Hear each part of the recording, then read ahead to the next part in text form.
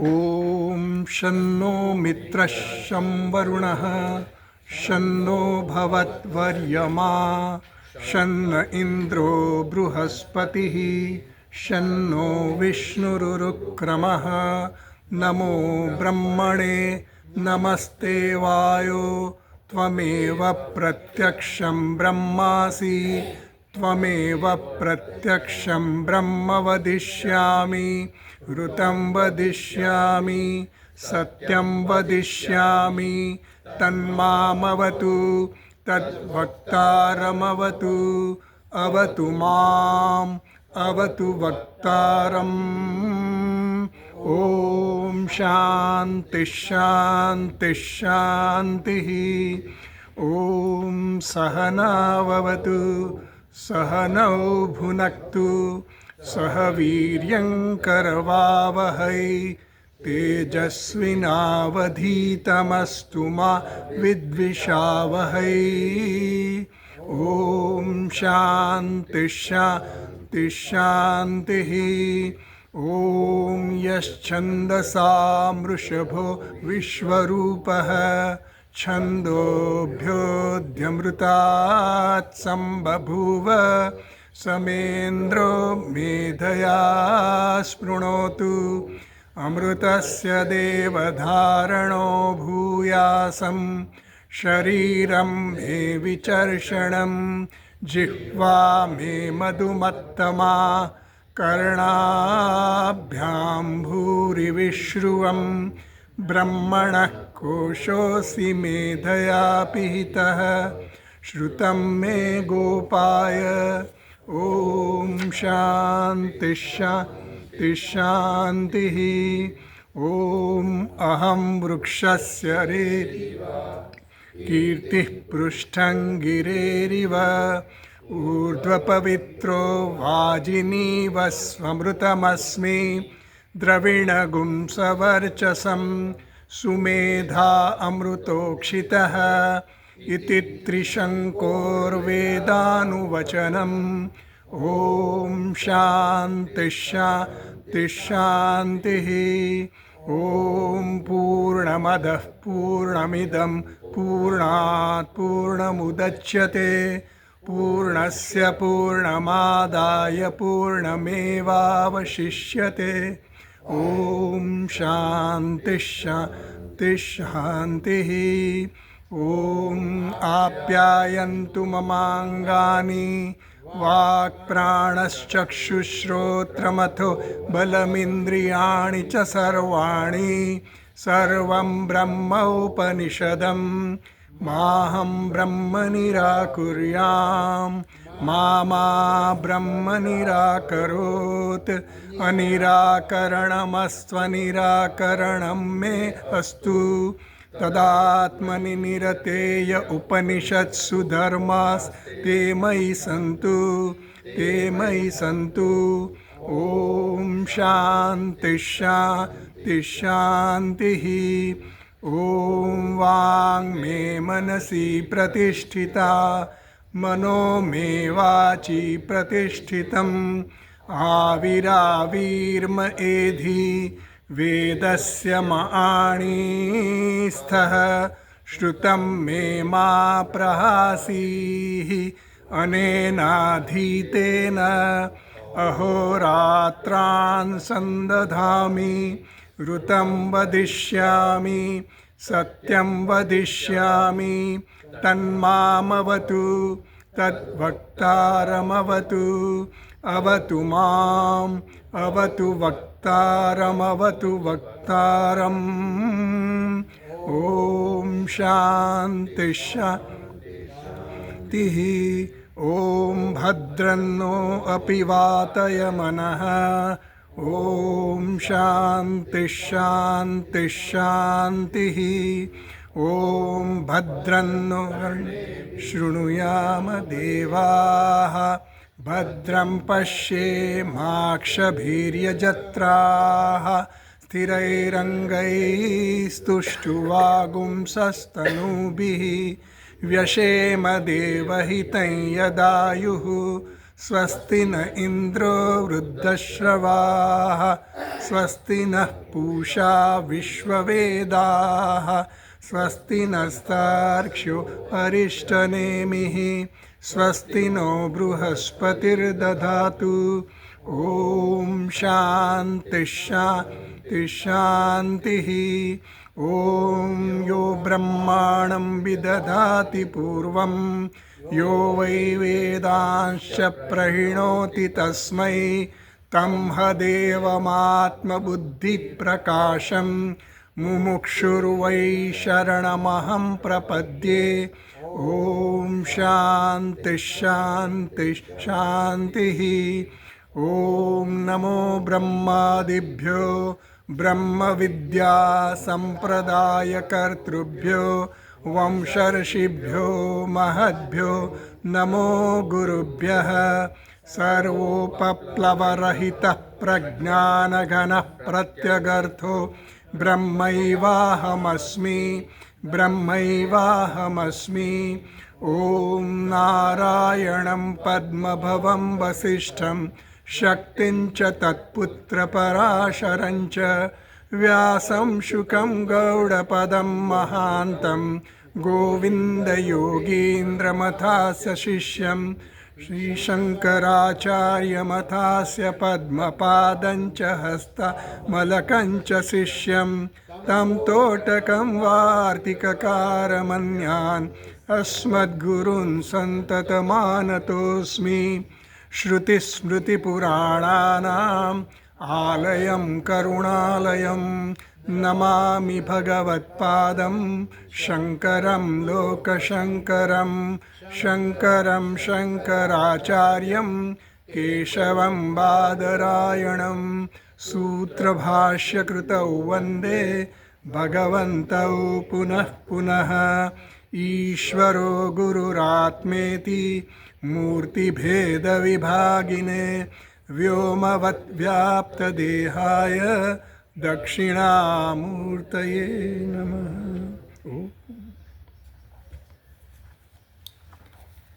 આપણે મંત્રનો પાઠ શરૂ કરીએ. ઈશાવાસ્ય બરાબર. ઓમ ઈશાવાસ્યમિદં સર્વં ઓમ વાસ્યમિદં સર્વં યત્કિંચ જગત્યાં જગત કિંચ જગત્યાં જગત તેન ત્યક્તેન ભુંજીથાઃ ત્યક્તેન ભુંજીથાઃ મા ગૃધઃ કસ્ય સ્વિદ્ધનમ ગૃધઃ કસ્ય સ્વિદ્ધનમ. ગયા વખતે આપણે ભાષ્ય આમ તો લગભગ પૂરું કર્યું હતું, છતાં રિવિઝન થોડું કરી નાખીએ. ગયા વખતનું પહેલાં મંત્રનું આપણે ભાષ્ય લગભગ પૂરું કરી નાખ્યું હતું. અમુક લોકો આવ્યા નહોતા મારા ખ્યાલથી, એટલે આજે થોડું રિપીટ કરી નાખીએ. બરાબર.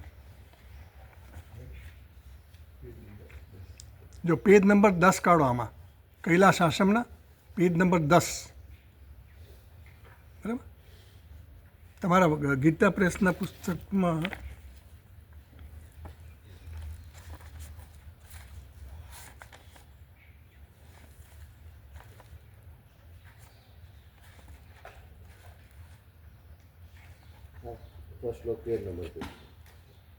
અચ્છા, મારી પાસે પછી જૂની ચોકડી, તમે એમાં જોઈ. હા, ઓકે. એટલે ભુંજી થાથી આપણે વાંચવાનું છે વિવેકભાઈ. ભુંજી થા આવશે ત્યાં ભાષ્યમાં. હા, છેલ્લા પેરામાં છે, છેલ્લા પેરામાં ભુંજી થા વચ્ચે આવશે તમારે. ભુંજી થાહા પાલય થાહા. બરાબર. તો ભુંજી થાહા પાલય થાય. ભુંજી થાહા, ભુંજી થા એટલે પાલન કરવું કહ્યું. ભગવાન શંકરાચાર્ય મહારાજે આ ભુંજી થા, ભુજ ધાતુ છે એ ઉભયપદ ધાતુ છે. ઉભયપદ એટલે આત્મપદ અને પરસ્મય પદ બંનેમાં એના રૂપ બને છે. ભુજ ધાતુ છે, ધાતુ એ ક્રિયાપદ બને છે.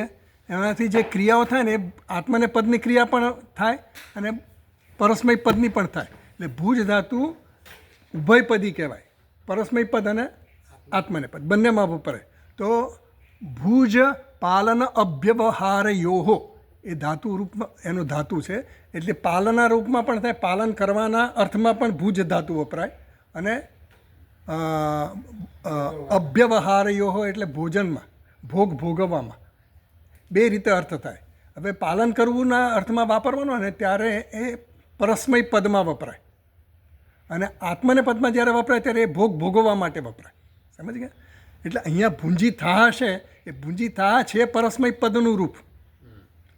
પણ ભાષ્યકારે કેમ પાલે થા કર્યું? કારણ કે ભુજ ધાતુ જો પરસ્મય પદમાં વપરાય તો પાલન યથા થાય. પણ આ જે ભૂંજી થા છે ને આત્મને પદનું રૂપ છે. આત્મને પદનું રૂપ થાય તો ભોગ ભોગવવાનો અર્થ આવે. એ અર્થ અહીંયા લાગુ પડતો નથી. એટલે ભાષ્યકારે પાલે થા કર્યું. પાલ ધાતુ છે, આ ભુજ ધાતુનો જે પાલન કરવાનો અર્થમાં જે વપરાય એટલે પાલય એ ક્રિયાપદનો એનો ઉપયોગ કરીને પાલય થા રૂપ બનાવ્યું. બરાબર? એટલે ભૂંજી થાનો સીધો અર્થ ભોગ ભોગવવાનો થાય, પણ ભોગ ભોગવવાનો અર્થ નહીં કરવા માટે પાલય થા શબ્દ સ્પષ્ટ કર્યો કે ભૂંજી થા એટલે પાલય થા કરવાનું. બરાબર? તમને ડાઉટ હોય ત્યારે પૂછજો મને. જો 1 નંબરની ફૂટનોટ છે, એમાં પાલય થા લખ્યું છે ને ભાષ્યમાં, એમાં 1 નંબરની ફૂટ છે. પાલય થા આત્માનમ ઇતિ શેષ પાલનમ સ્વરૂપ અવસ્થાનમ. પાલન કરવું એટલે શું? સ્વરૂપમાં અવસ્થાન થવું, એનું નામ પાલન કરવું. આત્માનું પાલન કરવું એટલે શું? આત્મામાં આપણી નિષ્ઠા પ્રાપ્ત થવી, આત્મામાં આપણે સ્થિત થવું. આપણો વિચારો કે ભાવના કે જે કંઈ પણ, જેમ પહેલાં મંત્રમાં કીધું ને, ઈશાવાસ્યમ ઇદમ સર્વમ યત કિંચ જગત્યામ જગત. જગતમાં જે કાંઈ પણ છે તેને ઈશ્વર રૂપે જોવાનું છે. એ ભાવના જે છે એ ટકાવી રાખવાની છે. એટલે એના માટે કીધું પાલન કરવાનું. એટલે પાલન કરવાનું એટલે કે આપણે કોઈ રીતે બીજી કોઈ રીતે પાલન નહીં, પણ આ જ્ઞાનનું પાલન કેવી રીતે થાય? આપણે એનું સતત ચિંતન કરીએ, સતત એનું જ અનુસંધાન થાય તો એનું પાલન થાય. એટલે પાલે થાય એનો અર્થ કર્યો. બરાબર? એટલે તેને ત્યક્તેને ભૂંજીતા, આપણે ગયા વખતે જોયું, તેને ત્યક્તેને ભૂંજીતા, એના ત્યાગથી પાલન કરો. એના ત્યાગથી એટલે શેના ત્યાગથી? તેને એટલે આપણે ફૂટનોટ જોઈ હતી તે વખતે કે ઈશ્વર જગત ઈશાવાસ્યમ ઇદમ સર્વમ યત કિંચત જગત્યામ જગત. આ જગતમાં જે કંઈ પણ છે તેને ઈશ્વરથી આચ્છાદિત કરવાનું, એવું કહ્યું. તો ઈશ્વરથી આચ્છાદિત કરવાનું કોને કરવાનું? જગતને કરવાનું. એટલે જગત જે છે એ જગત શું થયો? કર્તા થયો. આ જે ઈશાવાસ્યમ ઇદમ સર્વમ છે ને એ જગત દ્વારા, જગતા ઈશા દ્વારા, એટલે કે જગતનું તમારે મિથ્યાત્વ જાણવાનું છે. જગત છે એમાં સત્ય બુદ્ધિ છે ને, આપણી જગતને આપણે સત્ય માનીને વ્યવહાર કરતા હોઈએ છીએ. તો એ સત્ય બુદ્ધિને છોડી દેવાની છે. સત્ય બુદ્ધિને કેમ છોડવાની છે? કારણ કે આપણું સંશોધન શેના માટે છે? આપણી શોધ શેના માટે? સત્ય માટે છે. અત્યાર સુધી આપણે જે કંઈ પણ વ્યવહાર કરીએ છીએ, વ્યવહાર કયા લેવલે છે? કયા સ્તરે આપણો વ્યવહાર થાય છે? બાહ્ય થાય છે. પણ જે કંઈ દૃશ્ય જગત છે એની સાથે આપણે વ્યવહાર કરીએ છીએ, અને બધો વ્યવહાર જે થાય છે દૃશ્ય જગત સાથે એ કેવો છે? અસત્ય છે, અસત છે. અસત કેમ કીધો? અસત કેમ કીધો? અસત કહેવાનું કારણ શું? આપણે તો અસત્ય દેખાય છે. હા, નિત્ય નથી. આજે છે કાલે બદલાઈ જાય, એક ક્ષણ પછી એ બદલાઈ જાય. કારણ કે જગતના નામરૂપ જે કંઈ પણ છે, આપણે જે કંઈ પણ જોઈએ છીએ, દેશ કાળ બધામાં મર્યાદિત છે. થોડો વખત સારું લાગે પછી ન લાગે. અત્યારે ઠંડી લાગે, કાલ પછી ગરમી લાગે, થોડી વાર પછી કલાક પછી ગરમી લાગે. એમ દરેક વસ્તુ બદલાતી જતી, એટલે પરિવર્તનશીલ છે. એટલે સત્ય નથી. સત્ય કોને કહેવાય? જે હંમેશા એક સરખું જ રહે એને સત્ય કહેવાય. ત્રિકાલે અપી તિષ્ઠતિ ઇતિ સત. ત્રણેય કાળમાં સરખું જ રહે. ગઈકાલે પણ જેવું હતું, આજે પણ વર્તમાનમાં પણ એવું હોય, અને ભવિષ્યમાં પણ એવું, એને સત કીધું. એટલે આ જે જગત જે છે એ કેવું છે? પરિવર્તનશીલ છે. પરિવર્તનશીલ છે એટલે એને મિથ્યા કીધું. મિથ્યા કેમ? મિથ્યા એટલે એવું નથી કે નકામું છે. મિથ્યા ઉપયોગી તો છે જ, પણ મિથ્યા એટલા માટે કીધું કે એ ત્રણેય કાળમાં એવું ને એવું રહેતું નથી, પરિવર્તન છે. એટલે આપણે જે જગતમાં વ્યવહાર કરીએ એ પણ એક સરખો રહેતો નથી. આપણે જોઈએ છીએ બધું બદલાતું જ જતું હોય છે. પરિસ્થિતિ બદલાતી જતી હોય, સંજોગો બદલાતા હોય, બધું બદલાતું હોય છે. તો એટલા માટે એને કીધું કે તેને ત્યક્તેને ભૂંજીતા, એટલે આ જગતમાં જે સત્ય બુદ્ધિ તે રાખી છે ને એનો ત્યાગ કરી દે. ત્યાગ કરી દે એટલે સમજવાની છે. એ ત્યાગ એ તે એક દ્રષ્ટિ જ કેળવવાની છે, વિવેકની જ વાત છે. ત્યાગમાં આપણે કંઈ ફિઝિકલી કોઈ એક્શન નથી, એ ક્રિયા નથી. તેને ત્યક્તેને ભૂંજીતા એ ક્રિયા માટેનું વાક્ય નથી, એ આપણી સમજનું જ વાક્ય છે, વિવેક કરવાનો છે. તો તેને ત્યક્તેને ભૂંજીતા મા ગૃધક કસ્ય સ્વિદ્ધનમ, એવું કીધું. હવે તેને ત્યક્તિ માટે એમણે ભૂંજી થવાનો અર્થ કર્યો પાલે થા. બરાબર? તો હવે પછી આગળ આપણે વાંચીએ ભાષ્યમાં જ, પેજ નંબર 10 ઉપર. એવમ ત્યક્તૈષણસ્ત્વમ મા ગૃધઃ વૃદ્ધિમ આકાંક્ષામ માકાર્ષી ધન વિષયામ. ઓકે. એવમ ત્યક્ત એષણસ્ત્વમ, તું જેણે ત્યાગ કરી લીધો છે, જે શેનો ત્યાગ કર્યો છે? એષણસ્ત્વ, એષણાનો ત્યાગ કર્યો છે. ત્રણે ત્રણ એષણાઓ, આપણે એષણાઓ તો ખબર છે ને કઈ છે? પુત્રેષણા, વિત્તેષણા અને લોકેષણા. બરાબર? તો બધી જ એષણાઓ એટલે કે ત્રણ, બધી જ જે કંઈ આપણી દુનિયાના જેટલા પણ વ્યવહારમાં એષણાથી જ કામ કરીએ છીએ. અને એ એષણાનો ત્યાગ કરવાનો એટલે આ ત્રણમાં બધું જ સમાઈ જાય. પુત્રેષણામાં, વિત્તેષણામાં ને લોકેષણામાં. એષણા એટલે ઈચ્છા. ઈચ્છા શેના માટે હોય આપણી?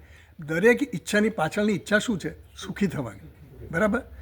તો એ સુખી થવાની ઈચ્છા આપણી જે છે એને ત્રણમાં આપણે ભાષ્યકારે ત્રણમાં એને સંકોચી નાખી કે ભાઈ પહેલી એષણા પુત્રેષણા, પુત્રમાંથી આપણને સુખની છે એટલે આપણે જે કંઈ વ્યવહાર કરતા હોય પુત્ર માટે કરતો હોય, પુત્ર દ્વારા આપણને સુખ મળશે એવી ઈચ્છાથી જ કરતો હોય. પછી વિત્તેષણા શેના માટે? વિત્ત જોઈએ. શેના માટે? યજ્ઞ યાગાદી કંઈક કરવાના, દેવતાઓની પૂજન કરવું એના માટે વિત્ત જોઈએ. કોઈ દ્રવ્ય લાવવું પડે, કંઈક યજ્ઞ કરવા પડે, કોઈ બ્રાહ્મણને રોકવા પડે, બધું જ કરવું પડે ને, એના માટે વિત્તની જરૂર પડે. તો આપણે ભવિષ્યમાં આપણે સ્વર્ગની ઈચ્છા હોય કે બીજા પરલોકની ઈચ્છા હોય તો એના માટે આપણે સત્કર્મ કરવા હોય તો એના માટે પણ આપણે વિત્ત જોઈએ. તો એ વિત્તેષણા છે આપણી. અને લોકેષણા, લોકેષણા એટલે પરલોકની સુખની ઈચ્છા, આ લોકની પણ સુખની ઈચ્છા. એના માટે આપણે સત્કર્મ કરતા હોય. કારણ કે પુણ્ય મળે તો જ આપણને સુખ મળે. પુણ્ય કર્મ કરો એનું પરિણામ સુખ, અને પાપ કર્મ કરો એનું પરિણામ દુઃખ. એટલે આપણે જનરલી આપણે બધા પુણ્ય કર્મ કરવા માટે જ પ્રેરિત હોઈએ. તો એ ત્રણેય એષણાઓનો ત્યાગ કરવાનો છે. કેમ ત્યાગ કરવાનો છે? ત્યાગ કરવાનું શું કામ? કે આ તો સારું જ છે ને. હા, બધી જ એષણાઓ છે ને બંધન કરતા છે અને આપણને વિક્ષેપ્ત કરે છે. કેમ વિક્ષેપ્ત કરે? કારણ કે આ બધું વસ્તુ આપણા મનમાં ચિંતન ચાલ્યા જ કરતું હોય અંદર ખાને. આપણે ભલે અહીંયા ભણતો હોય એ બધું જ કે પણ વિચારમાં ઘણા બધા અંદર આપણા અંદર બધા પેલા પ્રયોજનો ચાલતા કે હવે આના પછી મારે આમ કરવું છે, આ જવાનું છે, અહીંયા જવાનું છે, આજે મારે આને આ મળવાનું છે, આ કંઈક કરવાનું છે, એમ સતત આપણને આ બધા વિક્ષેપો થાય કે વ્યવહારિક વિક્ષેપ. આત્માના ચિંતનમાં આ મોટો વિક્ષેપ છે એટલા માટે એનો ત્યાગ કરવાનો. બાકી આપણને ઉપયોગ તો છે જ વ્યવહારમાં, પણ વ્યવહારનો ત્યાગ કરવાનો. છેલ્લે સંન્યાસની વાત કરી, તેને ત્યક્તેને ભુંજીથા દ્વારા શંકરાચાર્ય મહારાજે એવો અર્થ કર્યો કે આ સંન્યાસની વિધિ કીધી. સંન્યાસની તેને ત્યક્તેને એટલે કે ત્યાગેના, આના ત્યાગ દ્વારા, આ મિથ્યા જગતના ત્યાગ દ્વારા તું આનું પાલન કર, રક્ષણ કર. એનું રક્ષણ ત્યારે જ થાય જો આપણે એમાં વધારે એમાં ને એમાં અંદર આપણું ચિંતન ચાલુ હોય, એનું અનુસંધાન સતત ચાલુ રહે. તો મોટા ભાગે આપણું અનુસંધાન અમુક ટાઈમે હોય, મંદિરમાં બેઠા હોય તો થોડું હોય કે પૂજા કરવા બેઠા હોય ત્યારે અમુક ઈશ્વર સાથેનું આપણું તાદાત્મ્ય. પણ જેવા વ્યવહારમાં જતા રહીએ ને આપણે એટલે આપણું તાદાત્મ્ય જતું રહે છે. ભલે વ્યવહાર કરીએ પણ ચિંતન આપણું છે ને પછી એમાં રાગ અને દ્વેષથી થતું હોય છે. આમાં મને શું લાભ છે, શું લાભ નથી, આમાં મને કરવાથી ફાયદો થશે નહીં થાય, એ બધું ચિંતન ચાલતું ને એટલે એ વિક્ષેપ કરે. એટલે તેને ત્યક્તેને ભુંજીથા એ સંન્યાસની વાત કરે. એટલે જે આ વ્યક્તિ એવો છે કે હવે એને એવું નક્કી કરી દીધું છે કે મારા જીવનમાં મારા માટેની પ્રાયોરિટી, મોસ્ટ ઇમ્પોર્ટન્ટ, મહત્ત્વ વસ્તુ મારી આ જ્ઞાન મેળવવાની છે, આત્મા જ્ઞાનમાં નિષ્ઠા મેળવવાની છે. તો એ વ્યક્તિને સંન્યાસની છૂટ આપવામાં આવી શાસ્ત્રે. હું કે તમે કે કોઈ બીજા કોઈ કહે તો આપણે જલ્દી માનીએ નહીં, પણ શાસ્ત્ર આપણા માટે પ્રમાણ છે. અને શાસ્ત્રે જ્યારે આવી છૂટ આપી એટલે આપણને ગિલ્ટ ફિલિંગ ન થાય. નહીં તો અપરાધની લાગણી થાય, મેં આ કર્યું સાચું હશે, ખોટું હશે, બરાબર હશે, નહીં હોય. પણ શાસ્ત્રે આની છૂટ આપી દીધી કે ભાઈ જ્યારે તું આનો વિચાર કરવા માંડ્યો, જ્યારે તને આનું જ્ઞાન થવા માંડ્યું, જ્યારે તે નક્કી કર્યું કે મારે આ જ જોઈએ છે, મારે નિત્ય વસ્તુ જ જોઈએ છે, અને નિત્ય વસ્તુ એટલે આત્મા સિવાય બીજી કોઈ વસ્તુ નિત્ય છે નહીં, એવો મારો નિશ્ચય થાય, ત્યારે પછી આપણે આમાં બરાબર લાગેલા રહીએ. તો એને સંન્યાસની છૂટ આપી એટલે કે તારે બીજી બધી કોઈ કર્તવ્ય કર્મની હવે જવાબદારી તારી રહી નથી, એવી છૂટ આપવામાં આવી. બરાબર ને? એટલે આપણે બધા કર્તવ્ય કર્મના બોજામાંથી હવે ધીમે ધીમે મુક્ત થઈ જવાનું. જેટલા થઈએ એટલું આપણું આમાં વધારે ધ્યાન આપી શકીએ એટલા માટે. તો ત્યક્તિષણસ્ત્વમ મા ગૃધિમ આકાંક્ષામ મા કાર્ષિ ધન વિષયામ. હવે એમણે અહીંયા કહ્યું કે ધન વિષયમાં તારે તારી ગૃધિ, આકાંક્ષા કરવી નહીં. ગૃધિ એટલે આકાંક્ષા, આકાંક્ષા એટલે અપેક્ષા, આપણી ઈચ્છા. આપણને ઈચ્છા શેની થાય? આ બધી ધનની ઈચ્છા થાય, સંપત્તિની ઈચ્છા થાય, કંઈક બધું એમાં વૃદ્ધિ થાય, એમાં જ આપણે ઈચ્છા રાખીએ બધી આપણી. તો એમ કહે છે કે મા ગૃધ કસ્ય સ્વિત ધનમ, બીજાના ધનની આકાંક્ષા ન રાખ. બીજાના ધનની એટલે બીજાનું ધન. અત્યારે આપણે કંઈ પણ કરીએ ને તો આપણે કોઈ ધનની ઈચ્છાથી જ કરતા હોઈએ ને. આપણે ધન વધુ ને વધુ મેળવવા માટે કરતા. અહીંયા ઇન્વેસ્ટમેન્ટ કરીએ, અહીંયા આ કરીએ, આપણને વ્યાજ વધારે મળશે, અથવા તો અહીંયા રોકીશું તો આપણને કંઈ એનું રિફંડ વધારે મળશે. જે કંઈ આપણે કરતા હોઈએ એક્ટિવિટી, એ બધી એક્ટિવિટી પાછળ આપણી ઈચ્છા તો વૃદ્ધિ થવાની જ છે, ધનની જ છે. મેજોરિટી આપણી ધનની, પછી સંપત્તિની હોય કે પશુધન હોય, બધા જાત જાતના ધન કીધા, સ્ત્રી ધન છે, હા, એ બધા ધનની ઈચ્છા છે. તો એ ધનની ઈચ્છા નહીં કર એટલે શું? વાપરવાનું ખરું, પણ એ મને સુખ આપશે એવી તારી જે ભાવના છે એ બદલી નાખ. કારણ કે એમાં સુખની ઈચ્છા નહીં કરતું. આપણે સુખની ઈચ્છાથી જ કંઈ પણ કરીએ છીએ. એ મૂળભૂત ઈચ્છા આપણી જે છે ને સુખની છે, પણ આપણે આરોપ કરીએ છીએ કે આમાં સુખ છે, આમાં સુખ છે, આમાં સુખ છે. એ સુખ ત્યાં નથી એવું આપણને શાસ્ત્ર કહે છે. અને પછી આપણને વિચારવાનું કહે છે. વિચારીએ તો ખબર પડે કે અત્યાર સુધી મેં જિંદગીભર આટલા બધા પૈસા ભેગા કર્યા, આટલા બધા સંબંધીઓ વધ્યા, સગા સંબંધી, લાગવગ, આ તે, પ્રતિષ્ઠા, સિદ્ધિ, કીર્તિ, દુનિયાવી કેટલું બધું ભેગું કર્યું. એનાથી મને શું આત્મસંતોષ થયો, અલમ થયું કે બસ હવે બહુ થયું? એવું થતું નથી. એટલા માટે એમ કહે છે કે મા ગૃધ કસ્યસ્વી ધનમ. એમાં એ ધન પણ છે, એ પણ કેવું છે? એ જડ છે. દુનિયાની જે કંઈ પણ વસ્તુ, ધન, સંપત્તિ, પ્રતિષ્ઠા, આ બધું જડ છે. જડના લેવલે છે આ બધું. એ સમજવાનું છે આપણે. દૃષ્ટિને આપણી એવી રાખવાની છે. એટલે આપણી જે અત્યાર સુધીની પ્રવૃત્તિ જે કંઈ થતી હતી ને, એ જે બહિર્મુખતા વધારતું હતું અને બાહ્ય પ્રવૃત્તિઓ વધતી હતી, અને આપણને એમ કે એમાંથી સુખ મળશે, સુખ મળશે, સુખ મળશે, એમ કરતાં કરતાં આ બધું કર્યું. એટલે હવે ત્યાંથી આપણને રોકે છે. એટલે અહીંયા નિયમ વિધિ કીધી. એટલે જુઓ, આપણે આનંદગીરી ટીકા જોઈએ હવે, બરાબર? આનંદગીરી ટીકા છે ને, સંન્યાસી, પહેલી જ લીટી વાંચું છું 10મા પાના પર. સંન્યાસીનઃ, તમને મેં પેલી પુસ્તક એમાં હશે, પણ એમાં પેજ નંબર બીજો હશે. હા, સંન્યાસીનઃ શરીર સંધારણ ઉપયુક્ત કૌપિન્ન આચ્છાદન ભિક્ષાસનાદિ વ્યતિરિક્તેપી કથંચિત દ્રવ્ય પરિગ્રહે રાગશ્ચેત પરાપનોતિ. હવે એવું કીધું એમણે કે જેને સંન્યાસ પણ લઈ લીધો છે, બધું જ છોડી દીધું, એને પણ કોઈક વાર ધન માટેનો રાગ જન્મી શકે એવી સંભાવનાઓ છે. એટલે આ ભયસ્થાન કીધું. આ કહેવાનું કારણ, આ તો શંકરાચાર્ય મહારાજના જે ભાષ્ય પરથી આ આનંદગીરી ટીકામાં એવું કહેવામાં આવ્યું કે સંન્યાસી જે છે એના માટે શું છે? શરીર સંધારણ ઉપયુક્ત કૌપિન. એણે ખાલી કૌપિન ધારણ કરવાની જરૂર છે, આચ્છાદનની જરૂર છે. જેને આવશ્યક જેટલી જરૂરિયાત છે આ શરીરને પોષવા માટે કે શરીરને સાચવવા માટે, એના રક્ષણ પૂરતી જે કંઈ જરૂર છે એ કૌપિન અને આચ્છાદન. અને ભિક્ષાસન એટલે ભિક્ષા માગીને ખાવું, એટલી જ એની જરૂરિયાત છે. એટલા પૂરતી જ એને છૂટ આપવામાં આવી પ્રવૃત્તિ કરવાની, બાહ્ય પ્રવૃત્તિ.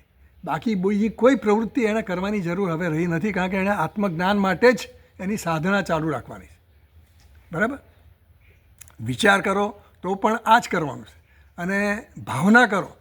કારણ કે મંદ અધિકારી હોય તો એને બિચારાને હજી કંઈ એવો સમજ પડતી નથી, વિવેક આવ્યો નથી, તો એને માટે પણ સંન્યાસની તો છૂટ આપવામાં આવી કે કર્તવ્ય કર્મ તારે છોડી દેવાના, પણ ભાવના હવે તું કર. ધીમે ધીમે તારી ભાવના વધારતો જા કે જે કંઈ છે સર્વ ઈશ્વર છે, જે કંઈ છે એ હું જ છું. હું જ છું હજી ન થાય, પણ આપણે તો ઈશ્વર છે એ તો સમજીએ. એમ ધીરે ધીરે ઈશ્વર છે એવું જોતા જઈએ. ઈશ્વર આ રૂપમાં આવ્યો છે, ઈશ્વર આ વેશમાં છે, ઈશ્વર આ વેશમાં છે, જે કંઈ પણ વેશ છે એના જ વેશ છે એમ સમજીને એવી ભાવના કરવાની. અને જ્યારે વિવેક જન્મતો હોય, શ્રવણ કરતા જઈએ, મનન કરતા જઈએ, નિધિધ્યાસન કરતા જઈએ, પછી આપણામાં વિવેક આવતો જાય, થોડી સમજ વધતી જાય આપણી. તો પછી એ વિચાર કરતા જઈએ કે આ કેવી રીતે છે બધું, ઈશ્વર કેવી રીતે.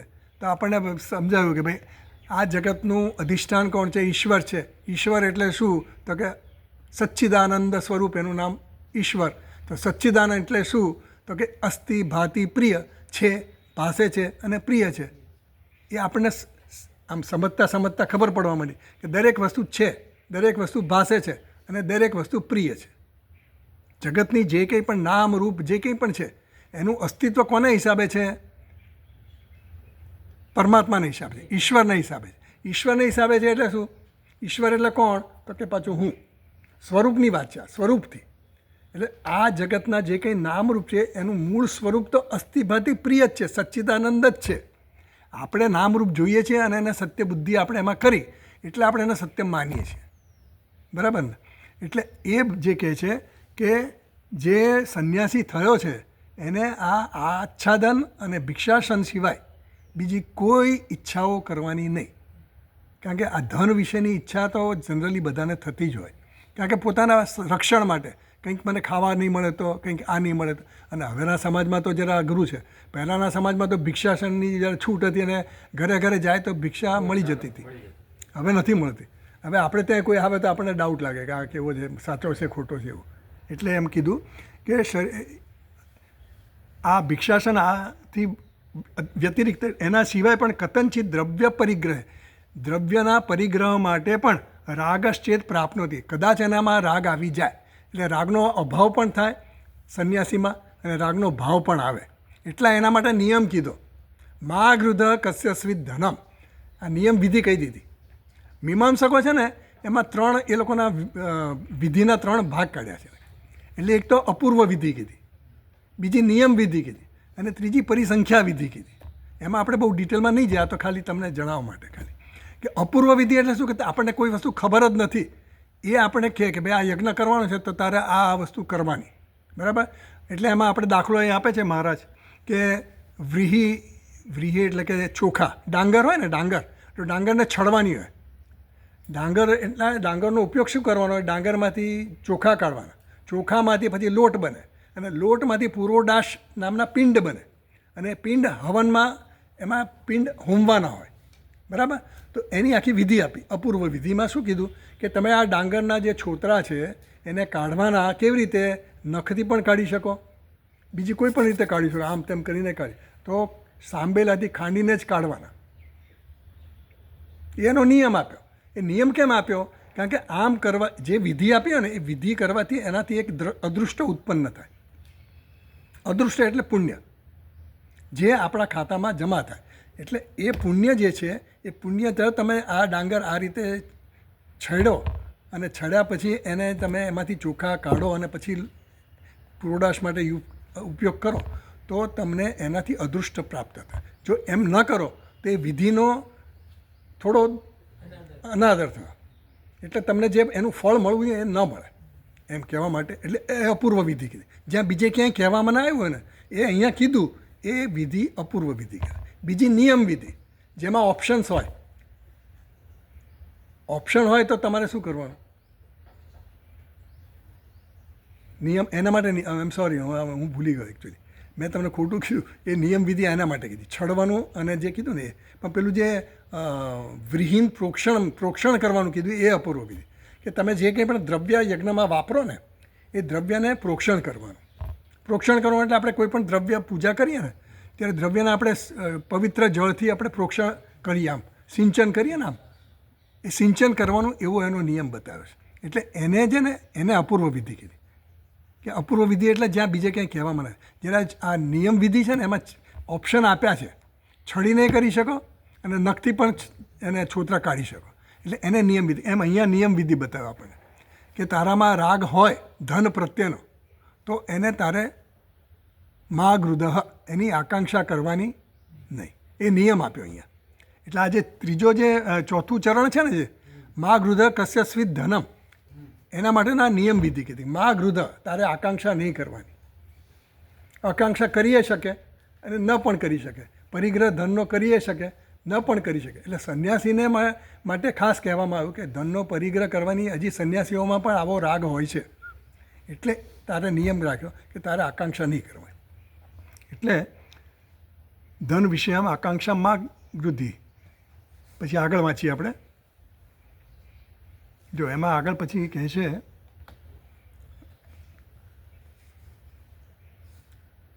આનંદગીરી ટીકામાં જો હું વાંચું છું બીજી લાઈનમાં, કથનચિત દ્રવ્ય પરિગ્રહે રાગશ્ચેત પ્રાપ્નોતિ તન નિરોધે યત્ન કર્તવ્ય. એટલે ધારો કે રાગ આવે, રાગ જન્મે તો તારે એનો પ્રયત્નપૂર્વક નિરોધ કરવાનો, રોકવાનો, બરાબર?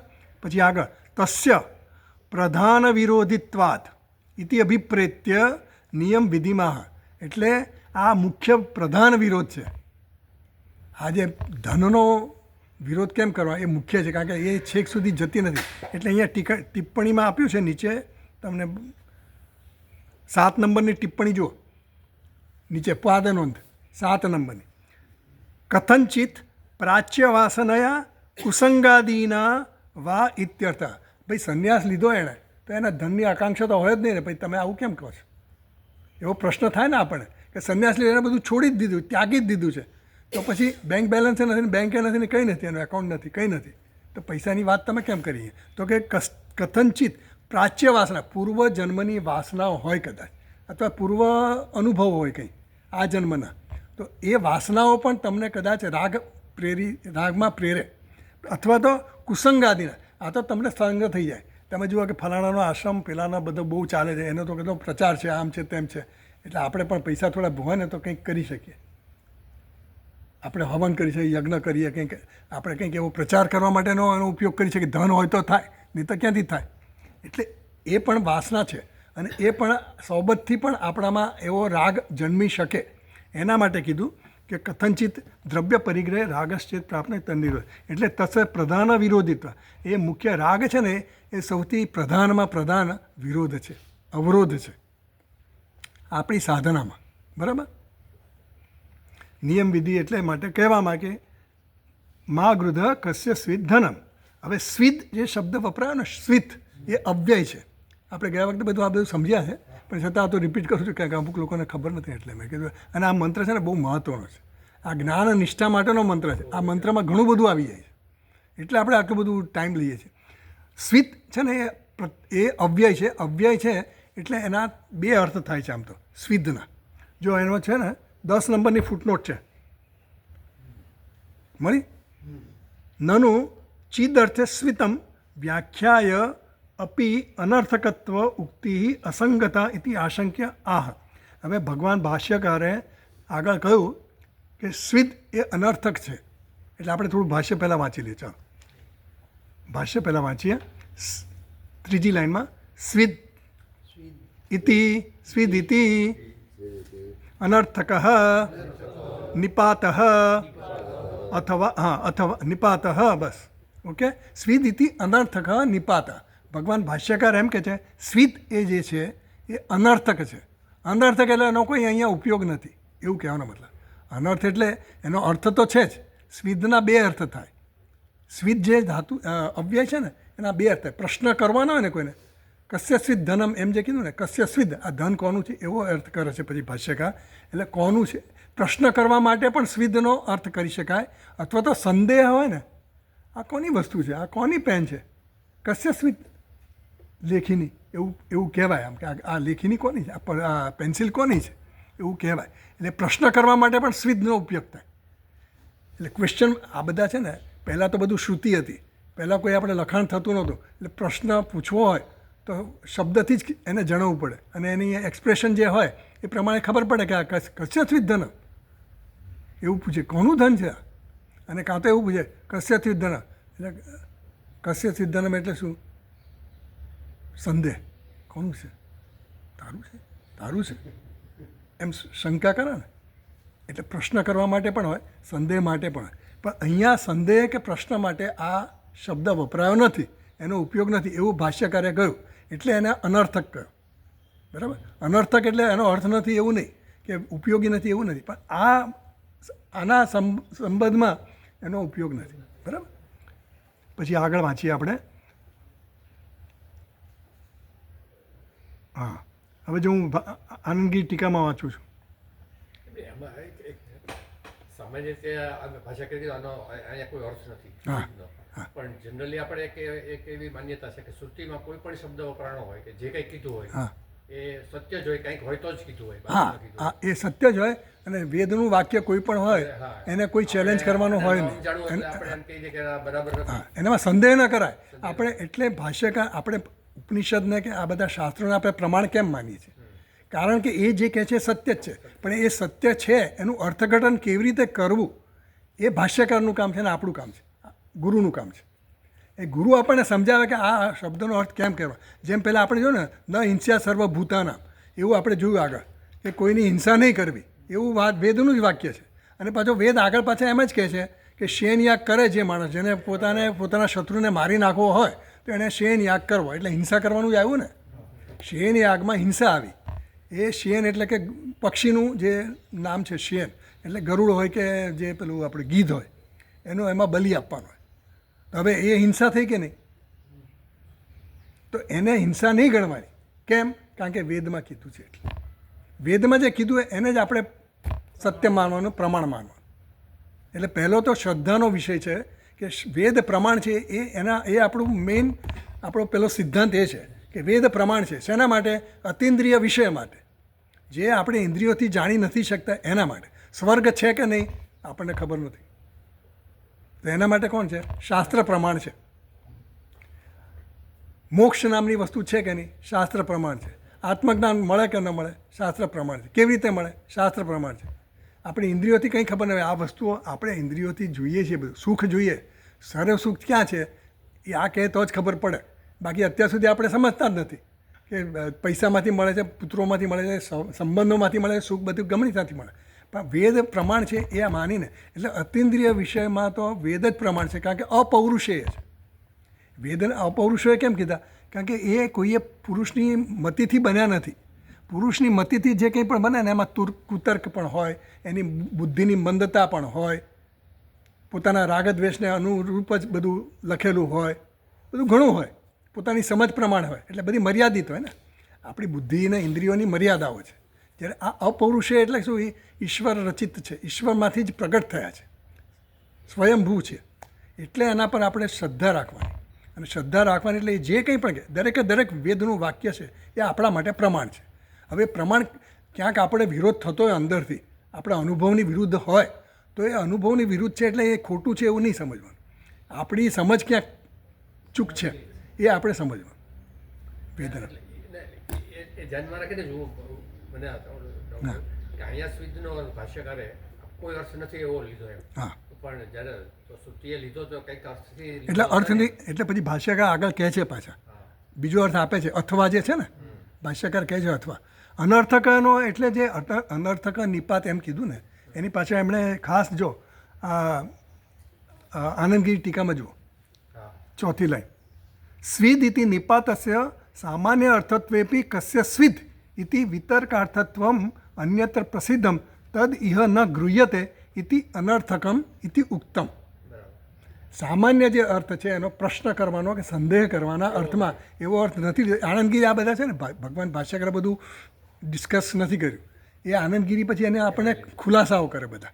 કારણ કે આપણને ડાઉટ થાય કે આ તો અહીંયા તો ભગવાને આવું વાપર્યું ભાષ્યકારે, અને અહીંયા અનર્થક કેમ કહે છે? પાછું એમણે કસ્યચિત તો વાપર્યું પાછું. એમણે જો ભાષ્યમાં જુઓ, કસ્યસ્વિત ધનમ કસ્યચિત પરસ્ય સ્વસ્યમાં ધનમ માં કાંક્ષી, એવું આવ્યું ને. કસ્યસ્વિદ અને પછી કસ્યચિત વાપર્યું. કસ્યચિત એનો અર્થ કર્યો કસ્યચિત, એટલે ચિત્ત પણ છે ને, એ ચિત્ત પણ જે વસ્તુ એકદમ અનિશ્ચિત હોય ને એના માટે વપરાય. કોનું છે? નિપાત એટલે અવ્યય. અવ્યય જે હોય ને એ અવ્યયના રૂપ ન બને. જે વિભક્તિના પ્રત્યયો બધા લાગે એ પ્રત્યયો અવ્યયને ન લાગે. અવ્યય એટલે શું કે એવો ને એવો જ રહે શબ્દ. જ્યારે બીજા બધા શબ્દો છે ને એને પ્રત્યય લગાવીને પછી એના રૂપો બને ને, અને રૂપો જે પ્રત્યય લગાવ્યા પછી એના વાક્યમાં વપરાય. આપણે વાક્યમાં વાપરવું હોય ને તો એને કંઈક કર્મ છે, કર્તા છે, વિભક્તિ બધી પ્રત્યયો લાગે ને, વિભક્તિના પ્રત્યયો. એમ ક્રિયાપદ હોય તો ક્રિયાપદના પ્રત્યયો લાગે. એવા કોઈ પ્રત્યય અવ્યયને ન લાગે, એ એવો ને એવો જ વપરાય. પણ દરેક અવ્યયના કંઈક ને કંઈક અર્થ થતા હોય. બરાબર? એટલે અનર્થકમ એટલા માટે કહ્યું. બરાબર? વ્યવહાર દૃષ્ટ્યા, આગળમાં જોયું, વ્યવહાર દૃષ્ટ્યા અપી આત્મન એવ ઇદમ સર્વમ. એ હવે આગળના વાક્ય માટે વાત કરે છે. આપણે આગળનું ભાષ્યકારનું વાક્ય વાંચીએ.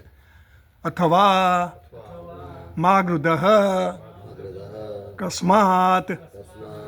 હવે જો ભાષ્યકાર બીજો અર્થ પણ કરે છે. અથવા મા ગૃધ, આકાંક્ષા નહીં કર, ઈચ્છા ન કર. કસ્માત, શા માટે ન કરવી, કેમ ન કરવી? તો કહે છે કસ્યસ્વિત ધનમ ઇતિ આક્ષેપાર્થ ન કસ્યચિત ધનમ અસ્તિ યદ્ગૃધ્યેત શા માટે એવું કહો છો? તો કે કસ્યસ્વિત ધનમ ઇતિ આક્ષેપાર્થ. એ આક્ષેપ એટલે પ્રશ્નાર્થ માટે, પ્રશ્ન કરવા માટે. કોનું ધન છે? કસ્યસિત ધનમ. એટલે પછી એનો જવાબ આપે છે ન કસ્યસિત ધનમ અસ્તિ. ધન કોઈનું એ નથી. બરાબર? એવી સમજણ એમણે આપી. ભાષ્યકારે બે અર્થ આપ્યા છે. એટલે એ પહેલો જે અર્થ પહેલાં જે પહેલી પંક્તિમાં કીધું ને મા કાશી ધન વિષય, એ જે કીધું ને એ અનર્થક એટલા માટે કીધું કે અહીંયા સંદેહના અર્થમાં કે પ્રશ્નના અર્થમાં નથી લેવાનું. મા હૃદય કસ્યસ્વિત ધનમ એવું કીધું એટલે તારે ધનની આકાંક્ષા નહીં કરવી, એવું જ ખાલી કહી દીધું. એટલે પ્રશ્ન કરવા માટે નથી પૂછી કીધું અને નથી કંઈ સંદેહ માટે પણ નથી. બસ તારે કરવાની નહીં એવો નિયમ આપે, નિયમ વિધિ કહી દીધી. હા, એવું કહી. તો હવે કહે છે કસ્યચિત ધનમ ઇતિ આક્ષેપાર્થ ન કસ્યચિત ધનમ અસ્તિ યદ ગૃધ્યેત. એટલે તું જેની આ ઈચ્છા કરે છે એ કોઈનું ધન નથી એવું સમજીને તારે ચાલવાનું. હવે બરાબર, આગળ આત્મૈવેદમ સર્વમ ઈશ્વર ભાવનયા સર્વમ ત્યક્તમ અતઃ આત્મનઃ એવ ઇદમ સર્વમ આત્મા એવ ચ સર્વમ અતઃ મિથ્યા વિષયામ ગૃધિમ માકાર્ષીઃ ઇત્યર્થઃ. આત્મા એવ ઇદમ સર્વમ ઇતિ ઈશ્વર ભાવનયા સર્વમ ત્યક્તમ. જે કંઈ પણ છે એ ઈશ્વર જ છે. આપણે કહ્યું ને ઈશાવાસે ઇદમ સર્વમ યત્ કિંચ. એટલે જે વ્યક્તિ હવે ઉત્તમ અધિકારીનું તો આપણે કહી દીધું કે ઉત્તમ અધિકારી જે છે એને તો આ ઉપદેશથી જ એને જ્ઞાન થઈ ગયું. એટલે એને બહુ આગળ વધે કહેવાની જરૂર, એ સમજી ગયો મારે શું કરવાનું અને એમાં જ નિષ્ઠા છે. પણ જેને નિષ્ઠા હજી આવી નથી, જે વિચાર કરે છે, શ્રવણ કરે છે, મનન કરે છે, નિધિધ્યાસન કરે છે, એનું હજી પ્રોસેસ ચાલુ છે. અથવા તો જે મંદ છે, જે થોડી ભાવનાથી જ હજી એને થોડું સમજ પડી, ચાલ ભાઈ હવે આપણે ભાવના, આ બધું ઈશ્વર છે ઈશ્વર છે એવી પ્રેક્ટિસ કરે છે. તો એ બે જે અધિકારી છે એના માટે કીધું કે આત્મા એવિદમ સર્વમિતિ ભાવનાયા. આ જે કંઈ પણ છે એ ઈશ્વર છે એવી ભાવના કર. ભલે અત્યારે તને એવો આમ નિશ્ચય નથી, તારો એવો નિર્ણય બન્યો નથી, તો તું ભાવના કર કે જે કંઈ છે ઈશ્વર છે. એટલે મારી સામે મારો દુશ્મન છે એમ પછી નહીં જોવાનું. મારો આ જે ઈશ્વર એ રૂપમાં જ આવ્યો છે. રુદ્રમાં કીધું ને કે આ રૂપમાં હું છું, આ રૂપમાં હું છું, આ રૂપમાં હું છું. એમ જે કંઈ પણ છે ઈશ્વર જ છે એવી ભાવના. હજી આપણે વ્યવહાર કરતી વખતે થોડા આપણા રાગદ્વેષથી વ્યવહાર કરીએ કે આપણે જે કંઈ સંબંધ હોય એ રીતે, પણ આ ઈશ્વર ભાવનાથી કરવાનું. સર્વમ ત્યક્તમ એટલે એનો ત્યાગ કરવાનો. જે કંઈ મિથ્યા જગત છે એનો ત્યાગ કરવાનો છે. અતઃ આત્મનઃ એવ ઇદમ સર્વમ આત્મા એવ ચ સર્વમ. જે કંઈ પણ છે એ આત્મા જ છે. એટલે કે હું જ છું. ઈશ્વર એટલે પછી ઈશ્વર જુદો અને હું જુદો એવું એ નહીં. ભાવના શું કરવાની છે? હું જ ઈશ્વર છું. આ જે કંઈ પણ છે એ હું જ છું, એ મારું સ્વરૂપ છે. હું છું એટલે ઉપાધિના રૂપથી નહીં જોવાનું, એના સ્વરૂપથી જોવાનું. સ્વરૂપથી હું જે કંઈ સચ્ચિદાનંદ છે એ હું પણ સચ્ચિદાનંદ છું અને જગત પણ સચ્ચિદાનંદ છે. એનું અધિષ્ઠાન સચ્ચિદાનંદ છે, એનું સત્ય સચ્ચિદાનંદ છે. બરાબર? એ રીતે જોવાનું છે. તો આત્મન એ ધન, પુત્ર, વિત્ત જે કંઈ છે બધું શું છે? આત્મા જ છે એવી ભાવના કરવાની. જે કંઈ પણ છે એ ધન, સંપત્તિ, પતિ, પત્ની, મિત્ર, જે કંઈ પણ છે, ધન, જે કંઈ દૃશ્ય જગત છે એ શું છે? ઈશ્વર છે, સચ્ચિદાનંદ છે, એ હું છું એવી ભાવના કરવાની. પછી વિચારથી જેમ જેમ શ્રવણ થતું જશે એમ આપણને ખ્યાલ આવતો કઈ રીતે કહે છે. ભાવના તો કરી બધી, પણ મને તો રૂપ દેખાતા હોય, બધા નામ દેખાતા. તો એ ભાવનામાં પછી આપણે એમાં જોવાનું કે એનો અંદર એનો આધાર શું છે, મૂળ આશ્રય શેનો લીધો છે એણે, એનું સ્વરૂપ શું છે, મૂળ સત્ય શું છે. નામરૂપ તો બદલાતા હતા, પરિવર્તનશીલ છે. મારે તો નિત્ય વસ્તુ છે. નિત્ય વસ્તુ કઈ છે? એટલે આપણને ખબર પડે કે ભાઈ નિત્ય વસ્તુ તો મારું સ્વરૂપ છે, એ હું જ છું. હું હોઈશ તો આ જગત છે, હું નહીં હોઉં તો જગત નથી. એમ કહે છે કે જે કંઈ છે પછી બધું એના માટે આત્મા જ બની ગયું. એટલે આ જે દેખાય છે તો શું છે? તો કે મિથ્યા છે. મિથ્યા છે એટલે શું? એમાં સુખ બુદ્ધિ કરવાની નથી, સત્ય બુદ્ધિ કરવાની નથી. બસ મિથ્યાનો અર્થ એવું નહીં કે નકામું છે. મિથ્યા જ ઉપયોગી છે. આપણા જીવનમાં ઉપયોગી તો મિથ્યા જ છે. બ્રહ્મ કંઈ ઉપયોગીમાં આવતું નથી. જો આપણને નોકરી જોઈતી હોય તો મિથ્યા જ જગત કામ કરવાનું. મારે નોકરી જોઈતી હોય, પૈસા કમાવે તો મિથ્યા જગત જ કામ આવવાનું છે એમાં. એટલે એમ કહે છે કે મા ગૃધિ વિષયામ કારશીહી, બરાબર. એટલે જો તમારે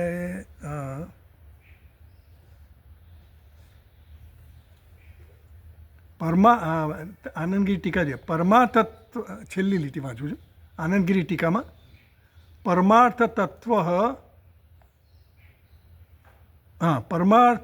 પરમાર્થ તત્વસ્તુ આત્મા એવ સર્વમ ઇતિ આકાંક્ષા વિષય એવ નાસ્તિ ઇત્યર્થ. પરમાર્થતા એટલે શું?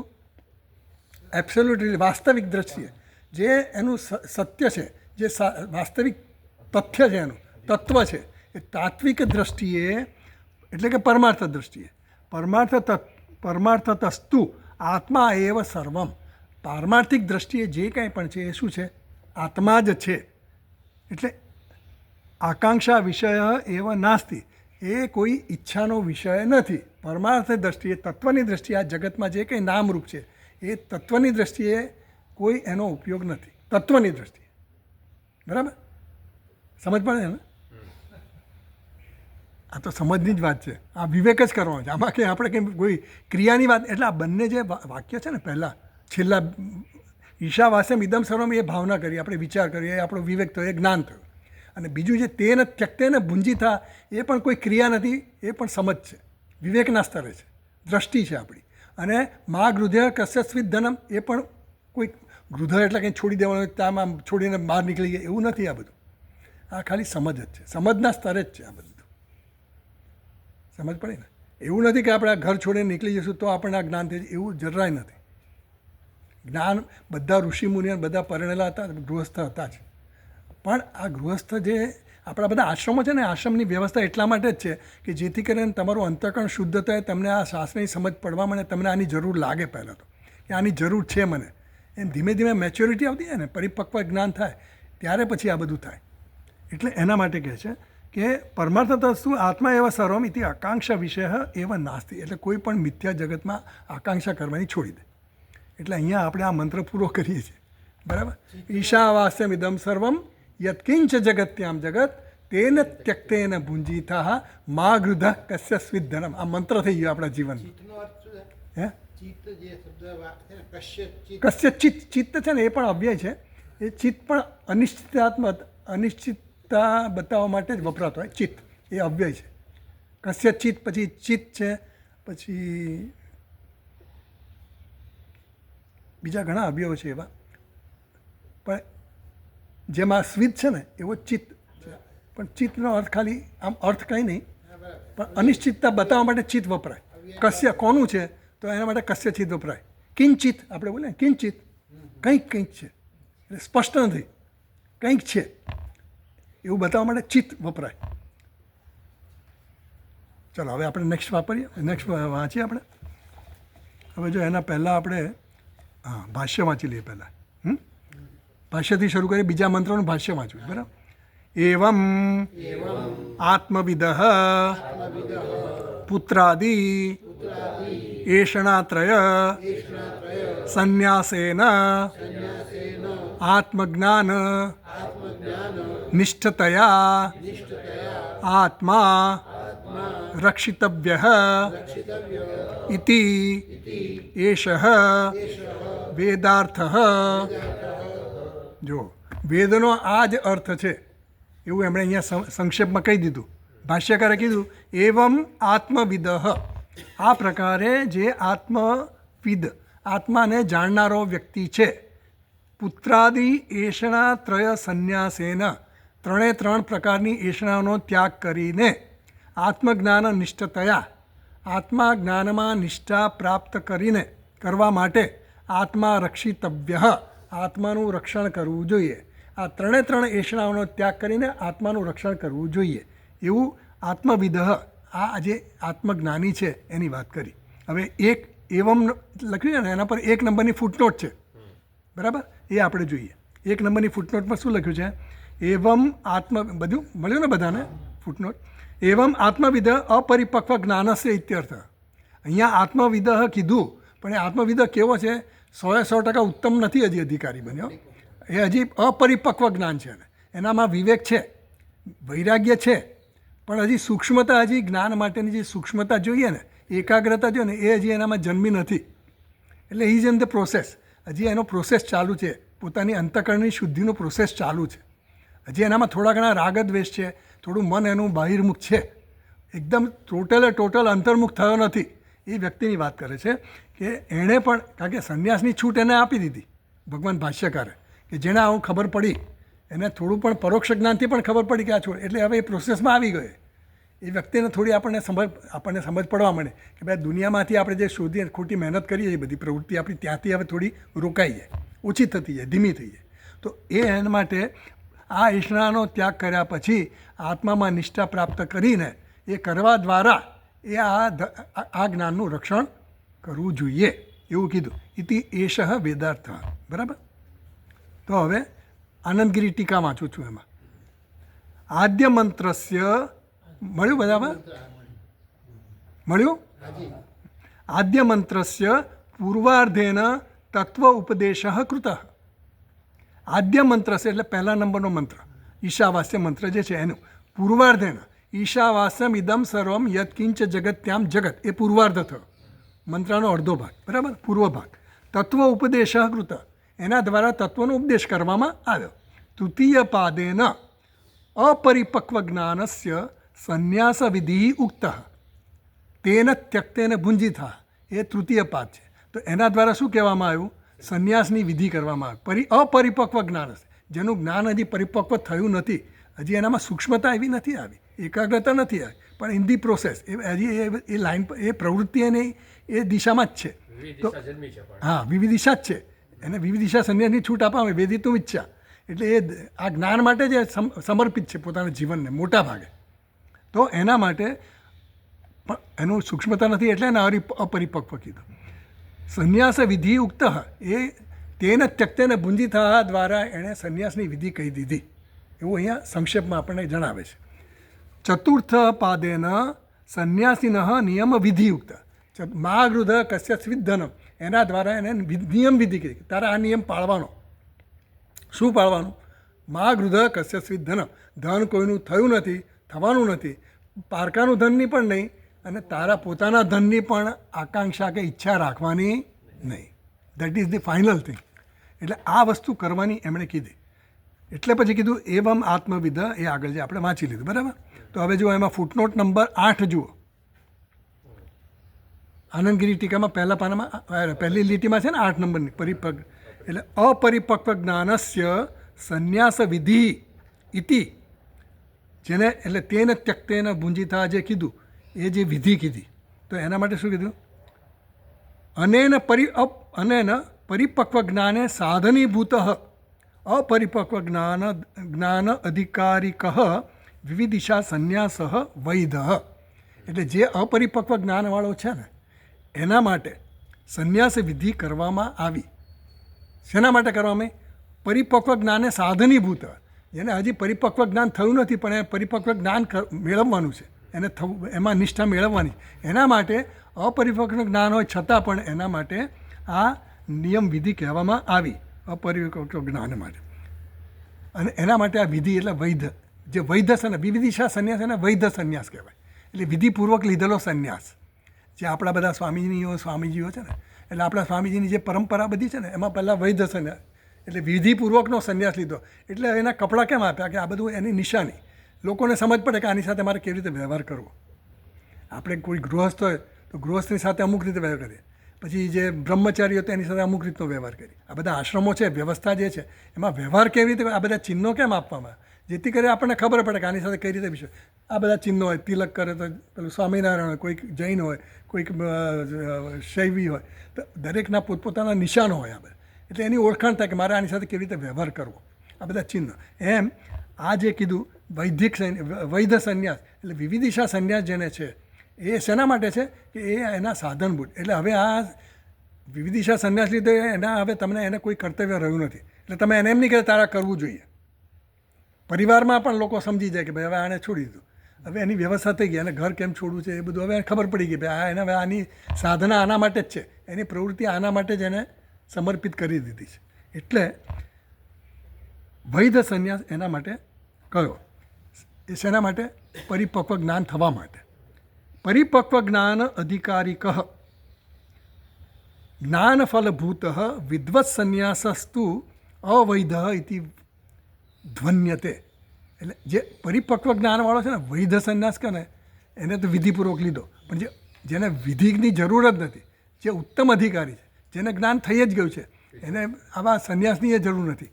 જે દેખાવમાં આપણે સંન્યાસીના કપડાં એવો સંન્યાસ ન પણ પહેરતો હોય, ગૃહસ્થ અને ધર્મ પાળ્યા પછી એનામાં સંન્યાસ આવ્યો હોય, એવી વૃત્તિ જન્મી હોય, તો એને પરિપક્વ જ્ઞાન અધિકારિક જે પરિપક્વ થયો છે એના માટે જ્ઞાનફલભૂત વિદ્વત સંન્યાસ તો અવૈધ, એના માટે કોઈ વિધિ નથી, એવું કીધું.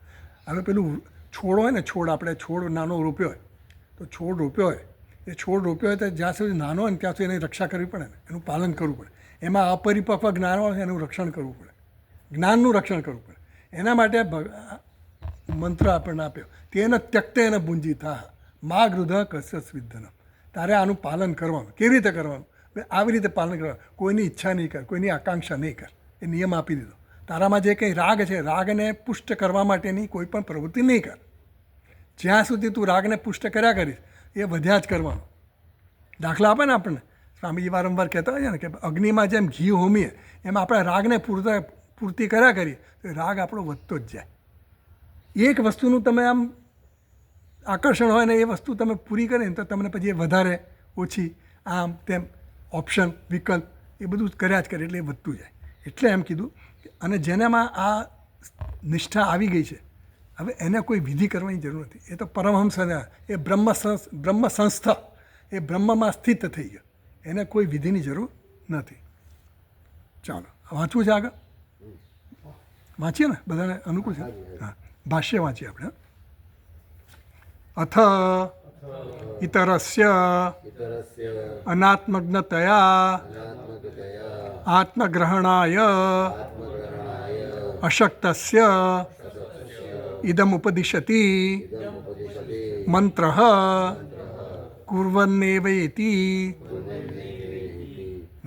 અથ ઇતરસ્ય અનાત્મજ્ઞતયા આત્મગ્રહણાય અશક્તસ્ય ઇદમ ઉપદેશતિ મંત્ર. તો આગળનો જે મંત્ર કીધો ને એ જ્ઞાન માટેનો કીધો. જ્ઞાનમાં નિષ્ઠા કેમ પ્રાપ્ત કરવી એના માટેની વાત કરી. હવે આ મંત્ર છે એ આખું એનાથી જે બીજો અધિકારી છે એના માટેનો આ મંત્ર છે, જેને હજી અપરિપક્વ જ્ઞાન છે, કે જેની પાસે હજી બહુ આમ એવી નિષ્ઠા નથી આવી, તો એણે શું કરવું? કારણ કે એ હજી જ્ઞાનમાં એને એકાગ્રતા નથી, જ્ઞાનમાં એ હંમેશા નિષ્ઠ રહી શકતો નથી. એને શ્રવણમાં, મનનમાં, નિધિધ્યાસનમાં કંઈક ને કંઈક અવરોધો આવે છે, પ્રતિબંધો છે બધા. એના માટે શું કરવાનું? તો કે ઇતરસ્ય એટલે કે આ સિવાયનો જે જ્ઞાનનો અધિકારી નથી એ સિવાયના માટે અનાત્મજ્ઞતા, એને એ આત્માને આત્મા રીતે નથી જોતો, પણ અનાત્માને આત્મા રૂપે જુએ છે. આ દેહને આત્મા રૂપે જુએ છે, ઇન્દ્રિય મન બુદ્ધિને આત્મા રૂપે જુએ છે. આ જગતમાં પુત્ર મિત્ર જે સગા સમય એને આત્મા રૂપે જુએ છે. એટલે અનાત્મજ્ઞ, એનું જ્ઞાન કેવું છે? અનાત્મા જ સત્ય છે એવું જ્ઞાન છે. એને અનાત્મજ્ઞ. આપણે કેવા થવાનું છે? આત્મજ્ઞ થવાનું છે. પેલો કેવો છે? અનાત્મજ્ઞ છે. એટલે એમ કીધું અનાત્મજ્ઞતયા આત્મગ્રહણાય અશક્ત. એટલે એ આત્મા જ્ઞાન થવા હજી એનામાં એવી અશક્તિ છે. અશક્તિ એટલે અસમર્થ છે, અસમર્થ કીધો. એના માટે આ બીજો મંત્ર જે છે એ અમે હવે કહીએ છીએ. એટલે બીજો મંત્ર કયો? કુર્વન નેવે હે ઇતિ. બરાબર. હવે એમાં નીચે ફૂટનોટ છે, એ અથવા ભાષ્યમાં 2 નંબરની ફૂટનોટ છે. અનાત્મજ્ઞતયા 2 નંબરની ફૂટનોટ કીધી. જુઓ, અનાત્મજ્ઞતયા ઇતિ અશુદ્ધ અંતકરણતયા ઇતિ આયાવત. અનાત્મજ્ઞ એટલે શું? અંતકરણ જેનું શુદ્ધ થયું નથી. મળ્યું બરાબર? એટલે અંતકરણ શુદ્ધ ન થતું એટલે અનાત્મજ્ઞ કે અંતકરણ શુદ્ધ નથી એટલે શું છે? અંતકરણ જેનું શુદ્ધ થયું એ તો અંતર્મુખ છે જ, પણ જ્યાં સુધી એની બહિર્મુખતા હજી ગઈ નથી એટલે એને કહેતો અનાત્મજ્ઞતયા. એટલે અનાત્મજ્ઞતયા આત્મગ્રહણાય અશક્તસ્ય. ત્રીજા નંબરની ફૂટનોટ છે, પાદનો. અશક્ત એટલે અશક્ત માટે એ કહે છે અહીંયા, અશક્તસ્ય ઇતિ નનુ સર્વાત્મક ઈશ્વર અસ્મિ ઇતિ મનોમાત્ર વ્યાપારે કા નામ શક્તિ. ભાઈ તમે શક્તિની વાત કરો છો, એ અશક્ત છે, તો આમાં કયા પ્રકારનું બળ જોઈએ છે? હે, તમારે ઈશાવાસ્યમ ઇદમ સર્વમ, બધું જ ઈશ્વર છે એવું કીધું, તો એમાં વળી શક્તિની શું જરૂર? ધક્કો મારવાની જરૂર ખરી? કોઈ કસરત કરવાની જરૂર કરી એમ પૂછે એટલે પ્રશ્ન કરે છે. અશક્ત તમે કીધું આ વ્યક્તિ જે અશક્ત છે એના માટે આ બીજો મંત્ર છે, પણ એની અશક્તિ કયા પ્રકારની છે? હા, એટલે કે ઈશ્વર અસ્મિ એ તો મનોમાત્ર વાપરે, આ તો મનથી જ જોવાનું છે બધું. તેમાં અશક્તિની તમે વાત કરો, શક્તિની કયા પ્રકારની શક્તિ જોઈએ? કથમ ચ તદ અશક્તસ્ય ક્રિયાશક્તિ હિ યેન કુર્વન ઇતિ ક્રિયા, કારણ કે મંત્રમાં કહે છે કુર્વન નેવેહ કર્માણી, તું કર્મ કર. હવે કર્મ કરવા માટે શક્તિ જોઈએ, તો આ કયા પ્રકારની શક્તિની વાત કરો છો તમે, એમ પૂછે છે. બરાબર? તો કુર્વન ઇતિ ક્રિયા ઉપદિશ્યતે ઇતિ તું ન આશંક્ય, એવી તમે શંકા નહીં કરો ભાઈ, એમ કહે છે એવી તમારે શંકા નહીં કરવાની કે આમાં અમુક પ્રકારની શારીરિક શક્તિ કે કોઈ બળની જરૂર છે, એવી વાત નથી. તો શું કહે છે પછી? એનો દાખલો આપે છે.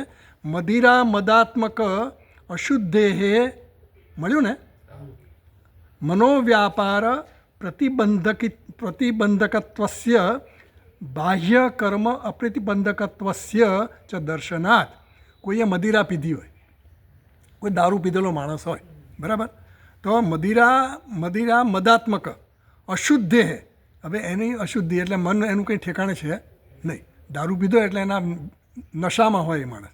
તો મનોવ્યાપાર પ્રતિબંધકત્વ છે, એટલે એનું મન પર એનો કોઈ કાબુ નથી, એને કંઈ ભાન નથી. બરાબર? તો કોઈ પણ વ્યાપાર કરે ને તો મનથી ન કરે, એનું આડાઓળો બધો ધંધો કરે, બધો ક્યાંક પડી જાય, ક્યાંક બોલ બડબડ કરે, ગમે તેવું. એનો જે વ્યસન છે અને એનો દારૂનું જે પેલું ઘેન છે, એ ઘેનમાં રહેતો હોય તો એની બડબડાટ ગમે તે કરે. તો બાહ્ય કર્મ અપ્રતિબંધકત્વ છે દર્શન, એની મનની જે પ્રવૃત્તિ છે બધી એ તો ખોટી થાય છે, બધી અવ્યવસ્થિત બધું એનું પ્રવૃત્તિ હોય બધી. મોહ મદિરોથ અશુદ્ધિ એવ હિ, એની એ મોહને કારણે, મોહ એટલે કે આ ઘેનને કારણે, દારૂના મદને કારણે એનામાં એની બુદ્ધિ કામ કરતી નથી, એટલે એનું મન ઠેકાણે નથી. પ્રકૃતે અશક્તિ મધ્યમત્ત હિ ચિરપરિચિતમ અપી ગૃહાદિ ન અનુસંધાતુમ અલમ.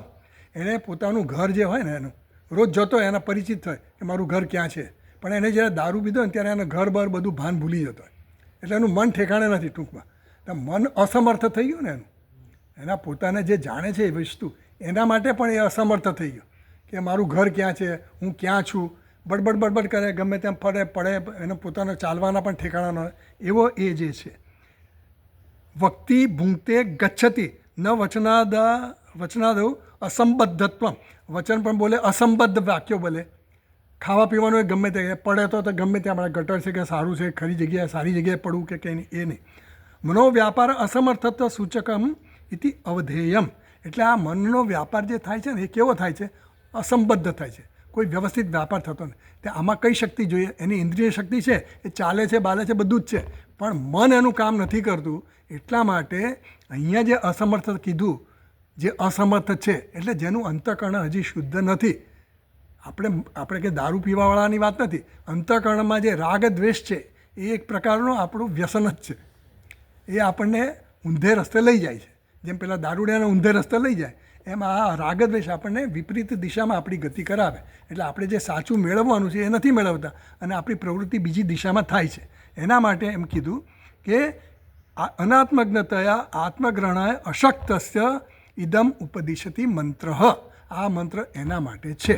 કુર્વન એવ ઇતિ, તો આપણે મંત્ર વાંચી લઈએ આજે. હા, કર્મ જ કરવાના. જ્યાં સુધી પરિપક્વ જ્ઞાન થયું નથી ત્યાં સુધી કર્મ કરવાના. એટલે આ ઉપનિષદનો આ બીજો મંત્ર છે, એ કર્મમાં જે નિષ્ઠ છે, કર્મ કરનારો તો છે જ, આપણે બધા કર્મ તો કરીએ, પણ કર્મ કેવી રીતે કરવા એનો આ ઉપદેશ હવે આમાં આપશે. આપણે કર્મ એ કરવાના છે. કર્મ નહીં કશી ક્ષણપી જાતું તિષ્ઠ્યતે કર્મકૃત, કર્મ કર્યા વગર તો કોઈ રહેવાનું જ નથી. થોડો વખત આપણે બેસીએ તો એ તો કર્મ, માનસિક કર્મ તો ચાલુ જ રહેવાના છે. એટલા માટે કઈ રીતે કર્મ કરવા એના માટેનો મંત્ર છે. એટલે આ મંત્ર જે છે ને એ પેલા સંન્યાસી, જે પરમહંસ સંન્યાસી છે ને, જે બ્રહ્મમાં નિષ્ઠા પ્રાપ્ત કરનાર છે એના માટે તૈયારી માટેનો આ મંત્ર છે. મંત્ર નકામો નથી આપણા માટે. એ કેવી રીતે કર્મ કરવું, તમે જે કંઈ પ્રવૃત્તિ કરો છો કેવી રીતે કરવી એના માટે. કુર્વન્નેવેહ